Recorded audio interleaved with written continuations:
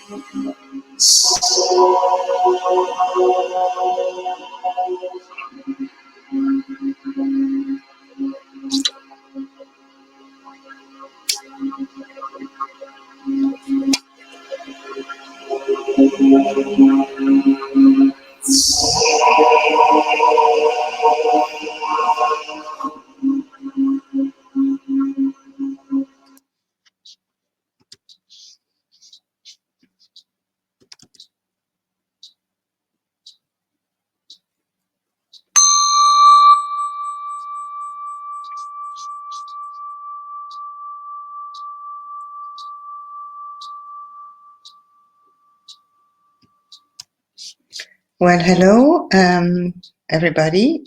Today is July the 24th, 2022, and this is an Extinctionati meeting number 116. And we have no topic for the day, I believe, but we have plenty of things to talk about. I was thinking that we could talk about a bit what's been going on the sub, or else how things are going where we live, because we are, in my opinion, in collapse now. So it's kind of interesting to get it from around the world. Is anybody wants to start? Does anybody want to?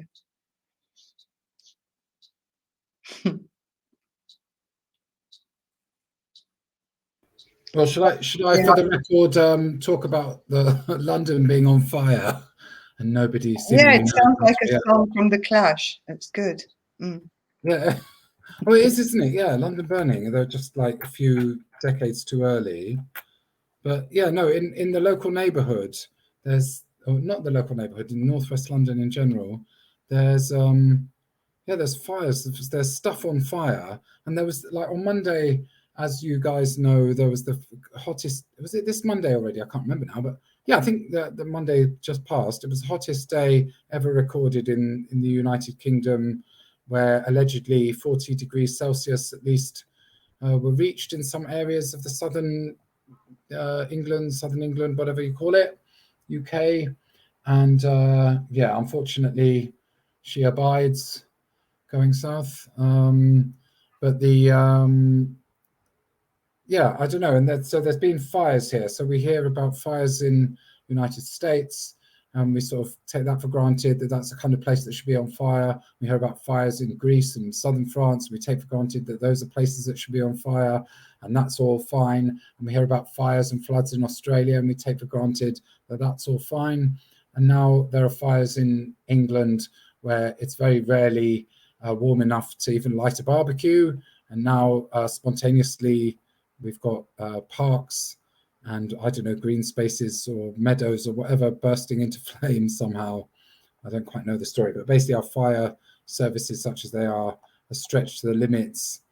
And yeah, and I guess as someone who's been interested in the subject of collapse for a long time, I'm interested to see, and I think we all share this interest, what the reaction's going to be when it gets more and more difficult to ignore the evolution of things, or devolution perhaps.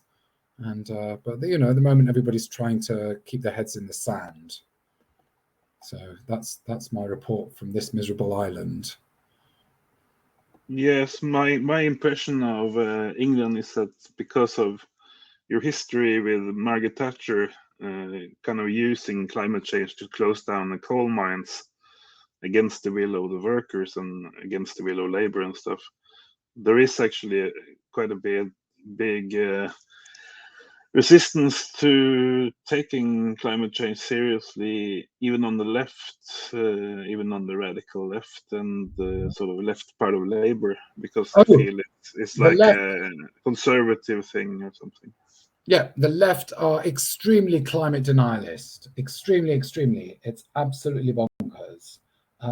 in England. Yeah, I mean, strangely enough, I don't know the history all that well of what happened in the 80s and so on, because I wasn't living here at the time. And yeah, I don't know it ins and outs of like the miners' strike and all of that stuff.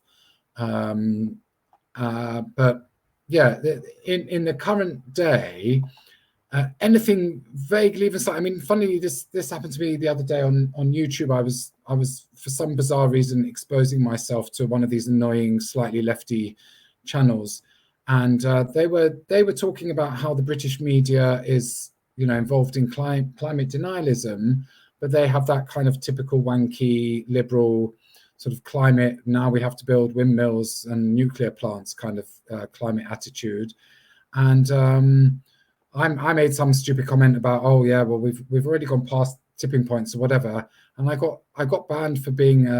They said we don't need eco-fash or whatever. Or eco-fascism. We don't need eco-fascism. Basically, me using the term tipping points made me an eco-fascist, yeah, that's it. We're all eco-fascists because.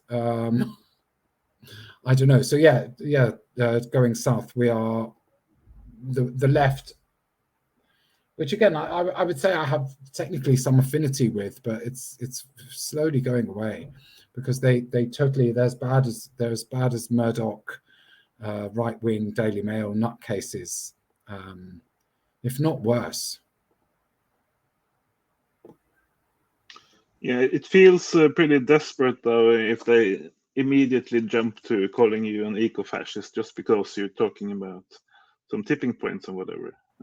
I must say I've had quite a bit of success with, let's say, reaching out and finding common ground with some critics of WEF, World Economic Forum and stuff, over the past weeks, because a lot of people hate the Green New Deal and the Great Reset and stuff. So it is actually possible to talk to and talk with those guys who are skeptical of that, because there is some common ground, I believe, because these billionaire guys, they're not really into it for the ecology, are they? I think you can put a, what do you call that? You could put a spike or something between the real green stuff and the fake make more money green stuff, and in that way maybe enlighten some of the groups who are most against climate preservation and stuff, because a lot of what they are worked up about is not really ecological initiatives, I believe. Yeah, well, I've gone back to listen to a bit local radio and national, because I was a bit offline the last while, and I just wanted to reduce a little bit the scope. And I've noticed a lot of advertisement for electric cars, and a lot of politicians talking about wind farms and solar and everything. I think there is an opportunity at the moment for the psychopath corporations to try to make as much money as they can, now that people are getting a little taste of it. Also on the French media, it's the same thing. They're being hit by drought and fires and heat waves, and there's a country, Portugal had an enormous amount of people that died. I can't remember, it's in the thousand, I think, because of the heat wave. I'll confirm that. So there is this kind of climate of fear, add on, throw in a bit of fear with COVID and the new one there, the monkey thing. So when people are all ready to buy the bright green light too. So the plot is thickening, if I may say.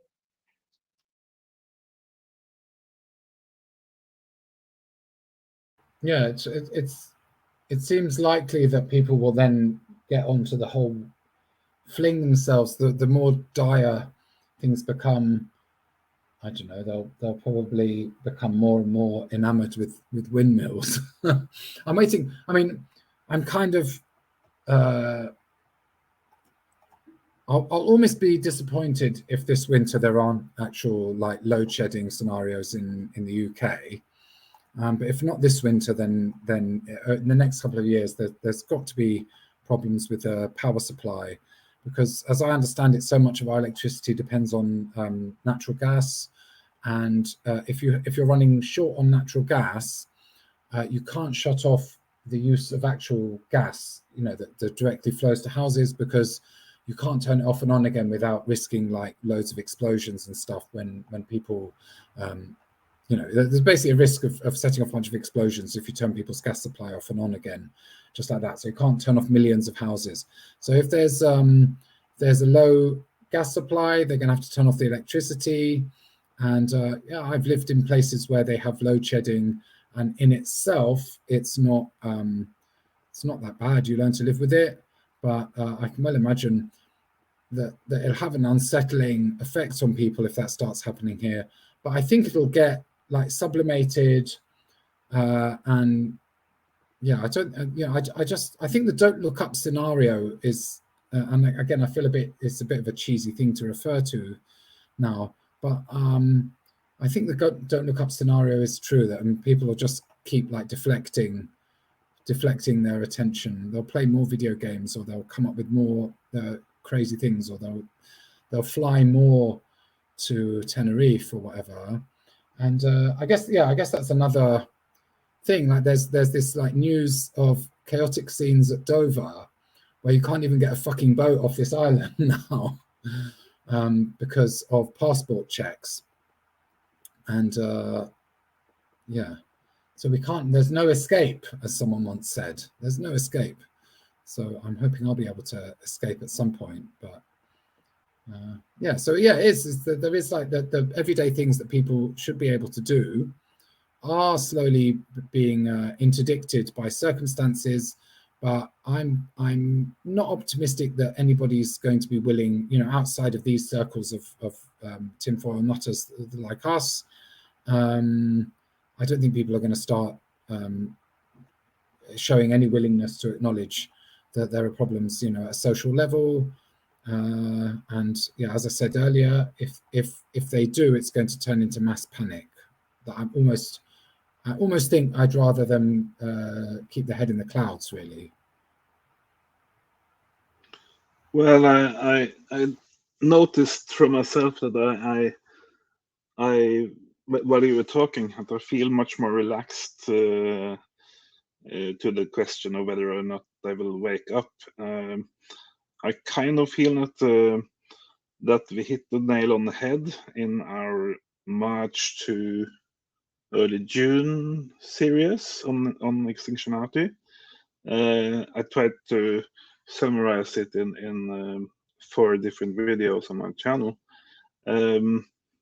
The main points being that normies going on being normies and in denial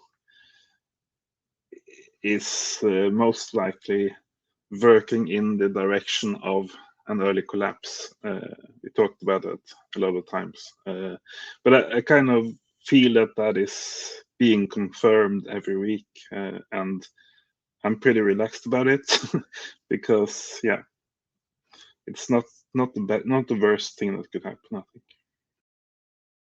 Well, yeah, things have moved rather fast since we started the meetings in the early times of the pandemic there. So we were talking about a lot of things, preparing psychological, mental preparation, and all sorts of things. But now we're more in it. We're on a slope, and I'm curious to see a bit what people are doing practically and mentally, because we're in it now. I mean, honestly, there's, you know, you're not going to see suddenly on the news, oh, now is the collapse. You know, it's just going to slowly roll down until we get a terrible climate catastrophe. But there's no way that things are going to get better. And I was wondering what people are doing in your little corner, preparing physically,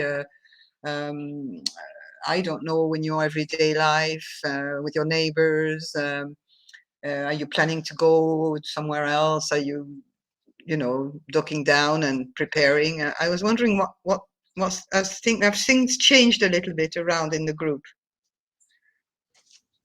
Well, I can start. Thanks in a large degree to my wonderful conversations with Bob. Thank you, Bob. Trying to help him initially. I actually helped myself, maybe more than helped him, and in terms of getting out into nature and using it to find food, which I think is a great way to prepare. You just sort of mentally to convince yourself that yes, sometime in the near future I'm going to have to get my food out there and not in the store. So I think I've made it more sort of current in my head, and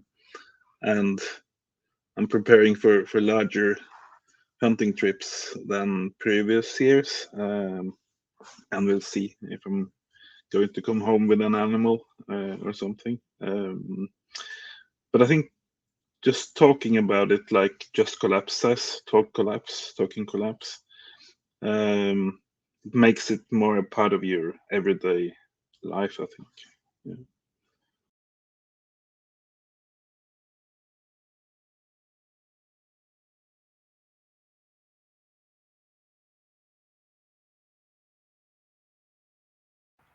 I feel like you're being my like proxy outdoors guy now.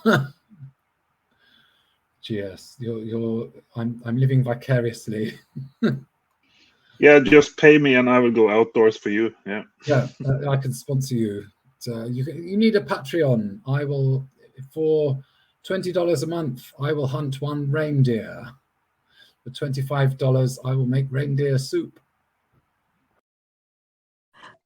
That's funny. It's like those, what do you call it when people fly on the airplane and then they have to donate to a charity that will plant a tree for them? What is that called?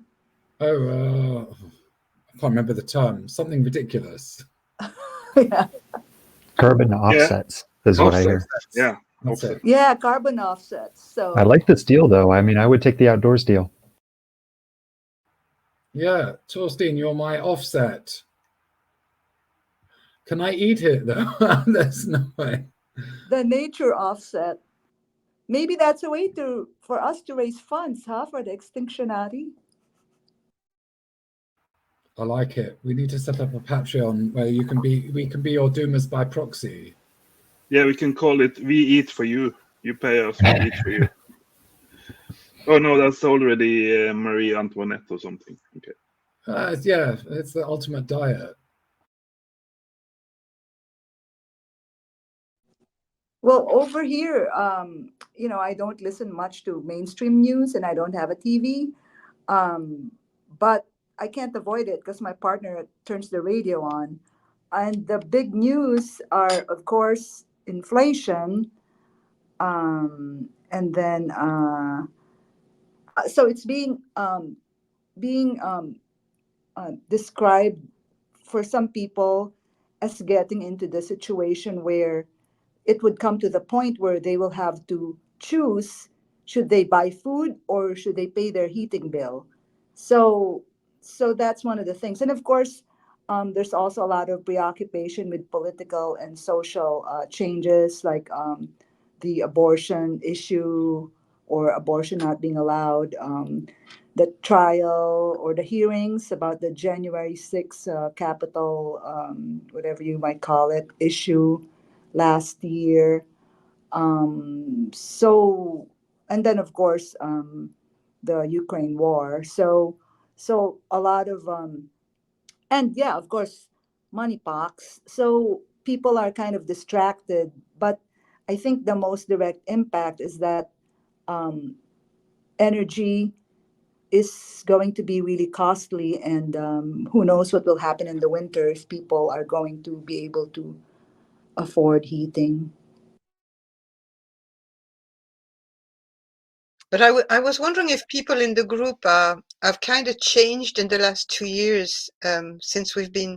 I'm talking practically, but also mentally. Has there been just after nearly 2 years and a half actually? Has there been some kind of moves towards I don't know any change? Well, not necessarily radical, but like some people are stacking silver, some people are prepping like mad, some people are heading for the hills or wherever, some people are getting organized in communities and around them. I don't know, and I was wondering if we have if some of us are on the path of something similar. Well, I'm definitely heading for the hills, but on the mental side, I believe since the early days of the Extinctionati calls, I think that the overall movements has been from some kind of confusion, in a large degree from the Extinction Rebellion phenomenon, because at least for myself it was kind of unsettling and confusing, because I was torn between, oh, is this our last chance? Is this going to work? That kind of very, very, very late blooming for a movement that is really too little too late. And also with the roots of these calls during the pandemic, that was also kind of a pause or another source of confusion, because then we didn't know if we would ever get out of that. Now we know, and even for Extinction Rebellion, it was a pause because they couldn't do street actions anymore. So it made us sort of sit around and wait and see maybe Extinction Rebellion would save the world after the pandemic and so on and so forth. So I think the overall, of course, socially, it's been a very nice thing to get us brought together in the group. But even outside of that, I think it's been a clarification about our situation and our future and who is going to save us or not. That I feel anyway is a good thing, because I kind of prefer to know what is going on. I prefer to know what is our situation and what is likely going to happen in the next 5 years or something. So I'm very grateful for this circle of people. Unless Well, we're fucking crazy, possibly. Was that just not a possibility anymore? I'm still vaguely hoping. That's what I cling to. Come again? What, crazy? What do you say? Oh, crazy what? saying, unless we're all fucking crazy, which I'm still slightly hoping, but I've more or less lost hope. I mean, Hallam was on Twitter the other day saying we must geoengineer. We must be geoengineering already. Let's get on with the geoengineering, and that scares me a little bit. But yeah, sorry, Cornfed, over to you. Oh yeah, and that's much appreciated. I think reserving some small chance that we might be crazy is a healthy approach. Well, I just wanted to just chime in on Anish's question. Obviously this is the second time I've been with the circle, but I really do appreciate everybody here and the subject matter. I feel like I've been on this path for quite a long time. So although I haven't been a member of this group, I think that I can speak to Anish's question. And to that degree, I asked just roughly, I assume they're in the States, thinking about preparation as I have been over the past 5 to 10 years. The States is just a disaster. It's incredible. Our wilderness fragmentation, the pollution of water supplies, and just the fact that the populace is just armed to the teeth and frothy with bloodlust. I just feel like there's not a lot of physical preparation that seems probable and makes sense, you know? Um, so it's just kind of difficult to figure out how one might prepare. So a lot of my preparation personally has been mentally. I feel like kind of going through a lot of these subjects and understanding, reconciling how I feel about it, where the world is, where this area around me is really helpful. But I do have friends and folks who are doing things like prepping. Somebody mentioned stacking silver. I have friends and folks who are heading for the hills. Um, and I think that the probability of those strategies of success is pretty low, probably. I hate to say.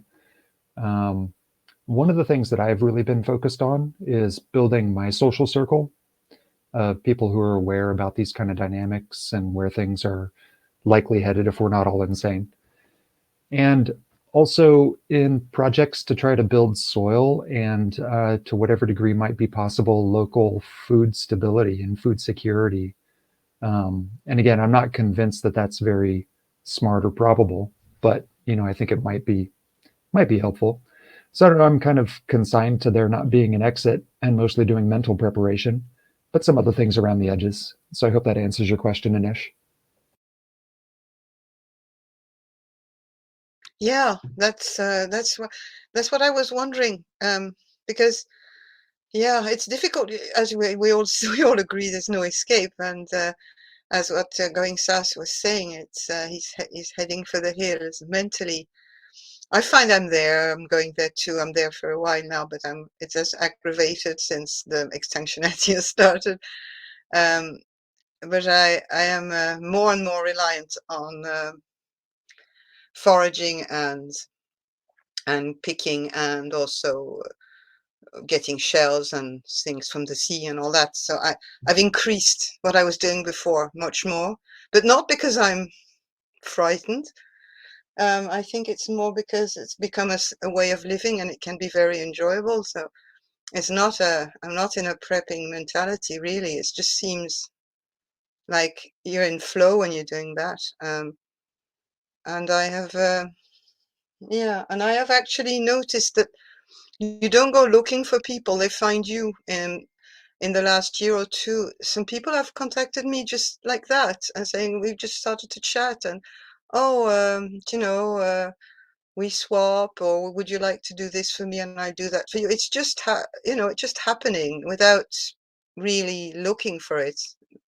There's a kind of understanding of the times we're in for some people, and they seem to flock together. It's a kind of a it's very it's a sort of synchronicity actually, because it's happened very often to me this year. um yeah, I'm sure there's other things, but I can't think of them now. But let's continue on. Like you say, the state, I was surprised to hear what you said about the state's water supply, everything.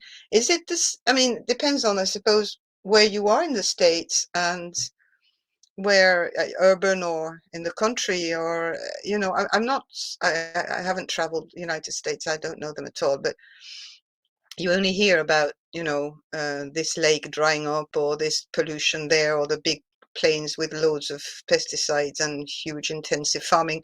But there are corners, I believe, that are still uh, I would say livable for somebody who wants to forage, or is it completely gone? Yeah, this is just my perspective. Other people may have, insight on this, but, I'm fortunate, I think, to live in one of those corners. It's really great. But, despite that, the situation is declining. And as things get rough, I expect it to decline faster still.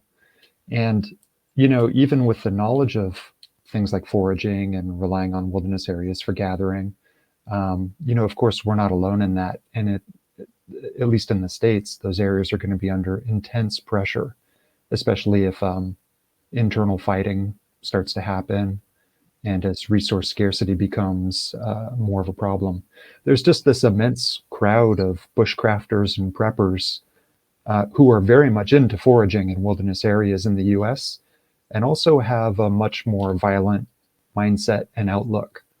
So that's really, troubling. But that's in the nice areas of the nation as well. There are vast swaths of people along the Ohio River, for example, where if they don't have water coming out of their tap, it's going to be very dangerous to drink any of the surface water. Um, and we've paved so much of the nation; it's incredible. So I don't know. It does depend on where you're at, but the places where it's nice are going to be under intense pressure as the places where the people are become, rougher and more denuded and put pressure on the places that are nicer. So Yeah, the western states are normally drier and have more droughts. Of course, California. Um, I'm in the Midwest, and there is a lot of farmland and fertile soil. But even our water here, I live in a mid-sized city, and it's contaminated with PFAS from the nearby airport, private airport. So, just to echo what UC said, it's fairly polluted, and it is also a concern that like moving.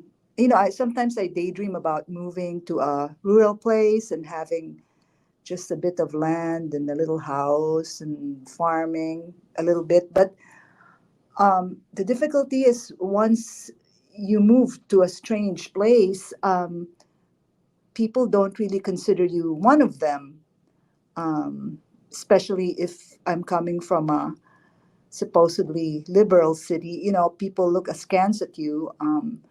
So I'm almost I'm almost of the mindset, yes, that there's nowhere to run to, there's no way to escape. But I don't know. I know that hope is kind of denigrated by us in our group, but there's that little bit of hope that reaching out to other people and developing skills would come in handy, just for maybe a few more months, a few more years of survival. Um, so for me also, my change over the past few years with meeting with you guys and Lord Hugh before is more mental and emotional and psychological. Just accepting that all these things we will have to let go, and eventually as individuals we will have to let go as we get older, weaker, on the way to dying. It sounds depressing, but that's just the truth. You let go of your strength and your skills and uh, whatever beauty you have, whatever. So this is more just large scale. Like all of us will have to give up what we have.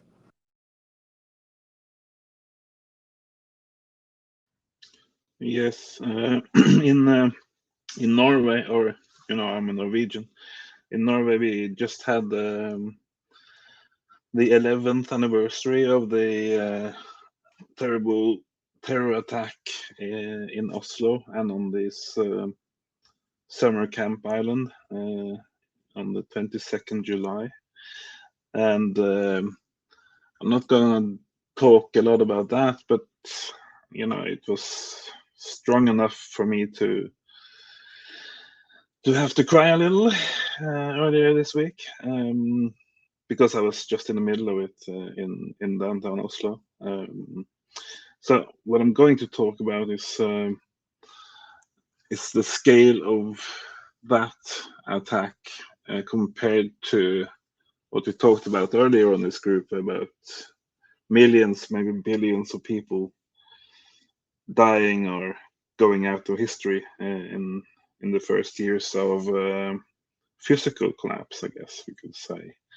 So I think A actually talked about that in March or something, or we talked about it together, that we're at that stage of the collapse, we will likely be in very local circumstances and without electricity and internet and news media. So maybe hopefully for myself as an example, maybe that 77 people killed in 2011 is as bad as it gets, for me and my my mental situation, because we won't get we won't get the numbers. We won't get the numbers of dead people on the internet pages every day, and we will hardly hear about anything outside of our local area, outside of our own country. Um, but it's always kind of good to keep the proportions, that it's bad enough, much worse than bad enough to have a terror attack against killing dozens of people in your country. And I totally know that a shooting in Norway is sort of nothing compared to something that goes on in America every week or whatever. But we're only humans, and we can only take this much of evil and misery. So a kind of hoping note for the future is that maybe it won't get very much worse than what we experience now when we get all the information about it. Yeah.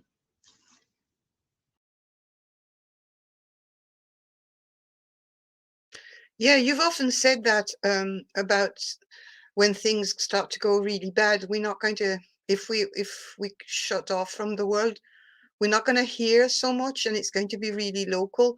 And I feel that at the moment myself. I noticed that first because I had an internet blackout a while ago for about 10 days, and I have no coverage here really with the 3G, so I was really cut off. And then I noticed that after that I started to turn more to listen to local radio, and I was not so much scrolling and going online. I don't know. It's I've experienced that, and I think you're right. I think that we're not gonna.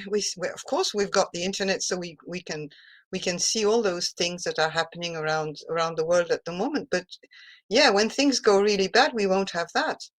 We won't have that, and our focus. It's great that we can still meet. It's great that we can, exchange and hear about things happening thousands of miles away. But it's just great. But it's not going to be, much help when things start to go wrong. And that's why I think I'm spending more time on the land and the animals and the people local, and than I am actually looking at the news and stuff like that.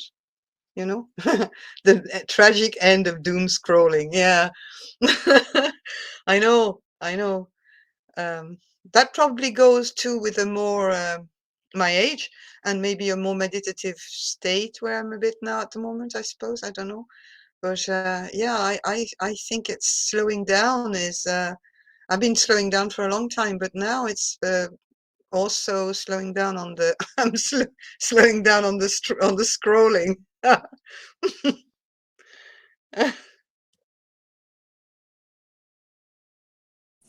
That's it? probably good for your psyche. Oh, sorry, Bob, go ahead. No, it's okay. After you. No, I was just gonna say too that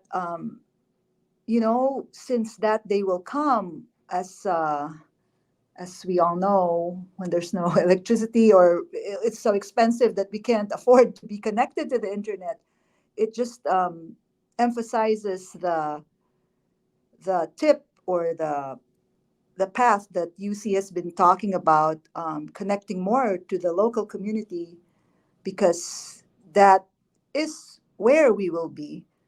Um, that's just probably a very obvious thing to see anyway.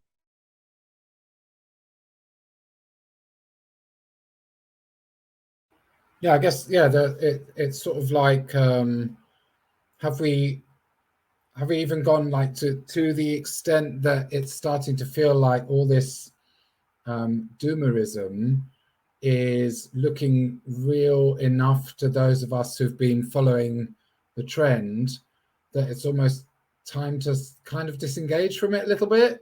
Is that where we're at? I wonder. As in, yeah, maybe we needed to reassure ourselves that this isn't just some sort of crazy thing we got in our head because we read a few too many posts by John Michael Greer, and maybe once you think, all right, here it goes, here, you know, maybe I don't know, that feeling of the roller coaster when it's just being dragged up the slopey thing and is about to tip over the first drop, and you think, all right, okay, and so maybe you don't have to sort of be so focused on the anticipation and just yeah, I don't know, maybe disengage, not think about something else for a bit. Is that the vibe? I don't know what you're disengaging from. What you mean? Disengaging from what? You see, that's Oh, the. right. Yeah, from maybe being focused on the whole collapse scenario all the time, and yeah, so like you're talking about doing something a bit more practical. Oh yeah. Focusing on I the don't think community. you can because the fate of humanity and the misery and the deaths that are going to happen, you can't disengage from that. Like, you know, it's going to be horrible. And you know, emotionally and psychologically, it's impossible to disengage from that. You know, in terms of time, though, of time spent at it, maybe. You see, Yeah, for a I think long that's time, what, yeah. yeah, the meetings were also, when Hugh was around, a kind of a preparation for us. He was priming us. He was giving us an awful lot of information, and for that reason, we had to read a lot and watch a lot of videos and spend a lot of time all this on these things and on the sub. Now he's not there. We don't have as much material. We've got a lot of old material. I'm personally listening to old meetings where I'm taking notes, actually, and I'm going back to references that I never looked at because there was too much at the time. But yeah, I think it's the amount of time. You see, I think well, personally, I was like spending a lot more time when he was around and even after for a while, you know, and now I'm kind of feeling I need to separate my and limit the time, which is good that we're having the meetings every 2 weeks. Like I think that we should probably actually work on topics so we'd be a bit more prepared because but on the other hand, it's nice to have these open conversations. So, you know, it's nice either ways anyway. But I think having them every 2 weeks is giving more time for the mental and practical preparation that we all have to do. As you said, we all have to face death at some stage in our life. We're all some of us are on a spiritual journey as well. And, you know, it's and continuously having to look at the news and what's happening is, you see, you can get caught up in it. Like when I've completely disengaged completely from the Ukraine conflict. I mean, totally. It's just like a noise in the background. You know, I'm just, you know, completely out of it. I don't know about you, but I know the consequences are dire, but they're not as worse as, well, not as bad as the consequences of the collapse that was happening before, the economical collapse that was happening before COVID. So I don't know about you with what you think. Bob, to what you said, I kind of, you know, because I've been bringing the bad news about the ice and stuff for like 5 or 7 years or whatever. I kind of feel that I have a responsibility to, you know, to keep looking at that and reporting on that, and even from time to time, I even try to see the other side of the coin and see if it's kind of going slower or whatever, or going in the other direction. Because I just feel that when I have all the sources and I have all the ways of interpreting the data, that I am kind of a messenger that people around me, to a degree, is trusting and stuff. So what I would suggest is that I will I would, for myself, I will keep doing that. Maybe not so often. It's very hard to cut down on something when you feel it's sort of the be all and all of something. But I've been successful in cutting down on how often I do it. You can only do it when there's new data anyway. Uh, but I would encourage most people, even in the Doom aware community, to cut down on the time spent on doom scrolling, and maybe focus on fewer sources, more higher quality sources, if that's even possible. Because you don't really need, most people don't really need to know from day to day or week to week exactly how it's going. Somebody around you is going to tell you anyway, if it's a major change of course, or if the danger is over, or what do you say in English? Yeah. And I would say, at the last meeting I attended, um, meditation is such a big and valuable tool in this regard too. Like, you know, um, I I've worked with media and I spend a lot of time around media, and so I actually I don't feel depressed or encumbered by absorbing tons and tons of media personally. So I have a hard time relating to that if that's something that's kind of crushing and it's pessimism. But I think that meditation and getting mental clarity, along with your spiritual journey, as Anishmanan mentioned, and kind of being along that path is really valuable. But I think what A said too about just relating to your local community and being engaged in the activities that are authentic and real, like learning how to gather, how to forage, learning how to grow food, learning how to be with the land and be with people around you locally is, such a great panacea. It's the thing that, would be great if all of us were doing into forever. So if the fictitious spectacle of the world around us collapses, well, that's what we'll be doing. So it just kind of seems like a good way to protect your mental state. Yeah, that's quite funny because this idea of like community and all that, it gets talked about and thrown about so much, and for me, it's like I'm clinging on with with my fingertips to not having to engage, because there's no one around me that I want to have really any contact with in my immediate vicinity that I know of anyway, and yeah, it's quite funny, especially the last couple of years. The disengagement from human contact has been blissful for me, and yeah, I think that's going to be something where, assuming some major event occurs, where things very rapidly change, then maybe you're going to be like thrust into a situation where you then have to make connections with people.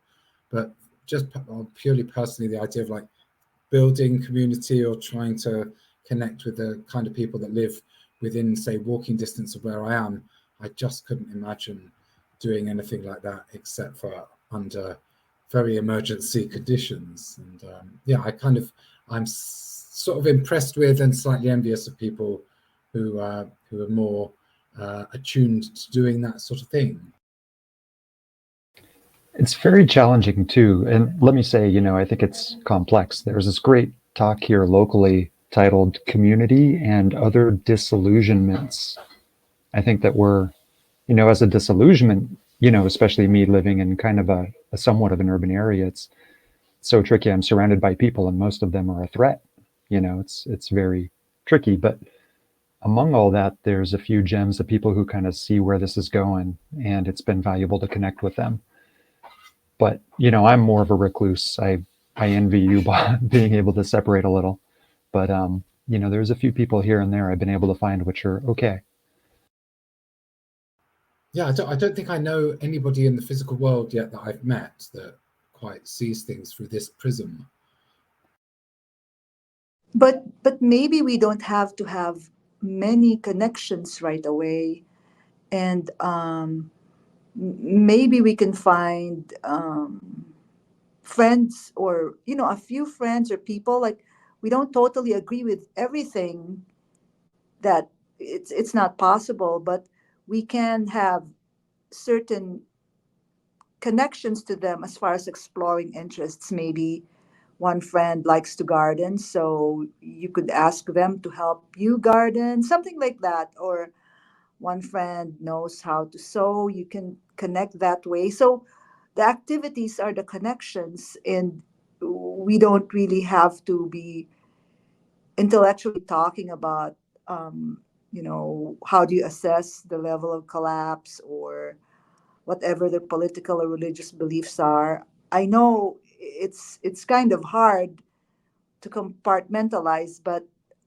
with all the different people around, it seems that that's the only way to have relationships.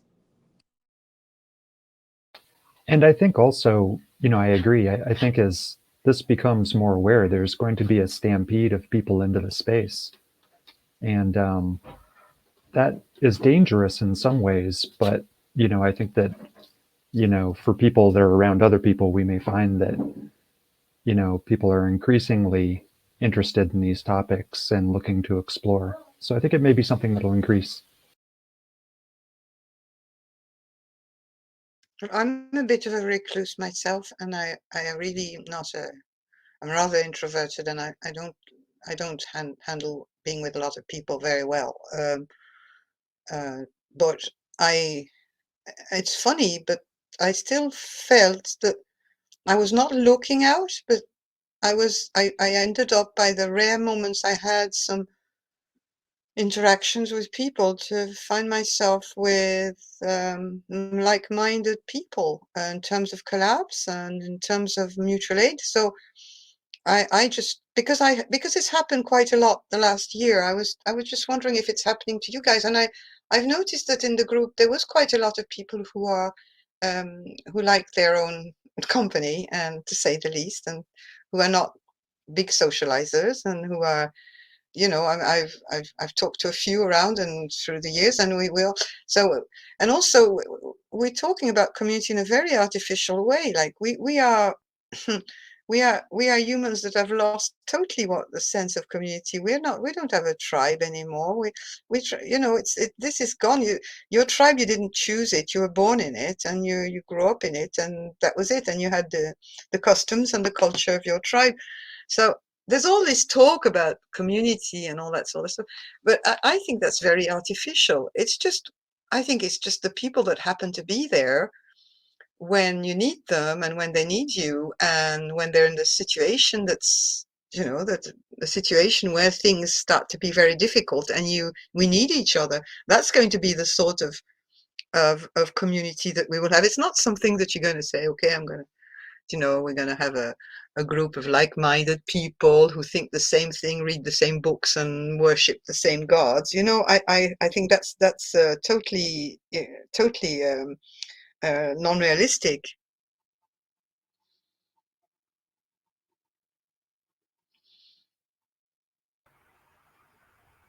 Yeah, I think that's true as well. I don't think I'd be looking for some such consistency, but it does seem that people have such like there is a sort of normie, and that normie is, I don't know, whatever it is, 95% of the population, and the other 5% are mostly hiding it.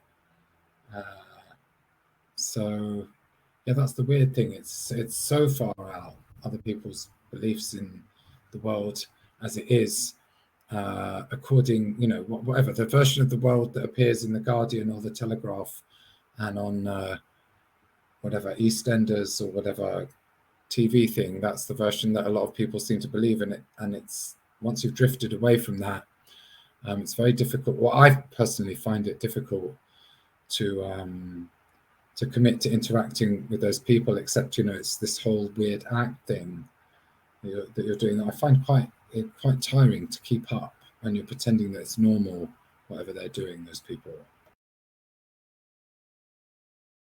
Well, you see, with this, we remember that video that we were talking, Adam Curtis, The Century of the Self.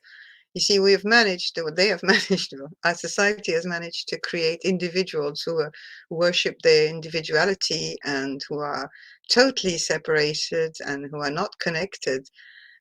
So we're especially in the West, we're in a situation where when shit is going to hit the fan, we're going to be looking at individuals, and us. We're not any better. You know, we are coming from the same culture, even though we might try to analyze and maybe improve what was given to us at birth. We are still products of this. So I know, talking from a recluse point of view, it's a bit difficult. I'm not so extrovert that, you know, I'll go out and rally people around me. I see a lot of people doing that, and fair play to them, and I wish them luck, and I hope it works for them.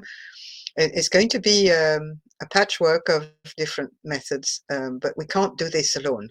And I think that's the, you know, as you said, it doesn't have to be a tribe. Has to be maybe one, two, three, a few people, but we can't be alone in this unless we're living on a on a mountain alone or in an island and there's nobody and we've been a hermit for a long time. But otherwise, and even, you know, if and we are completely off grid and self-sufficient, but that's really you know, nearly impossible. So we need to pair with people to. Yeah, and I'm saying that reluctantly because I like my isolated life, so I'm not looking forward to have a lot of people around me. But I mean, in terms of if the grid goes down and transport goes down and food chain supplies is down, there's very little you can do on your own.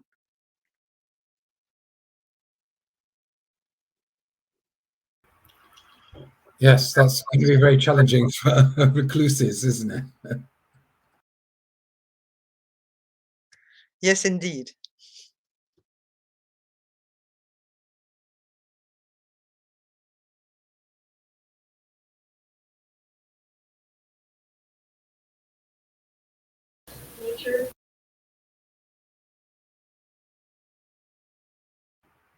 Maybe the path forward for us is to arrange cocktail parties in our neighborhood and report back. I like it. Not a bad idea. You know, maybe there's just a way to build on this theme.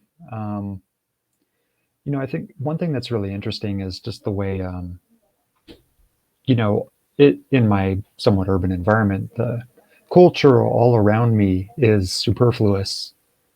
And, you know, as doom scrolling falls away, as if news falls away, if it ever does, you know, people are going to focus on real skills in ways that truly need each other, not on ideology or image or anything like that. And so, in the way that A was describing before, that's going to kind of bring people back to what's real, which is helpful.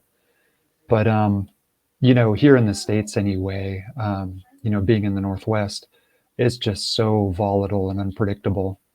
You know, I just don't, you know, I don't know.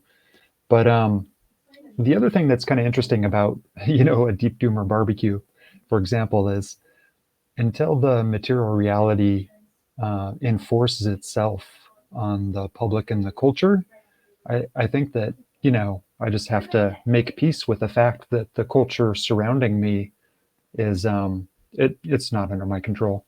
You know, I could, as Going South mentioned, you know, 99.99% of people are uh, of the wrong thing. So if I invited, you know, 1,000 people to my deep doomer barbecue, perhaps I could locate one who's naturally aware of these subjects and into organizing. But even if I was pitching to the rest of them, they're going to go home and continue to watch Fox News and MSNBC, and their culture is going to continue to, you know, impress itself down onto their psyche, and you know, the situation is going to continue to be informed through the narrative channels that they currently reckon the world with until that dissolves or runs into the iceberg. So I don't know. It's an interesting dynamic.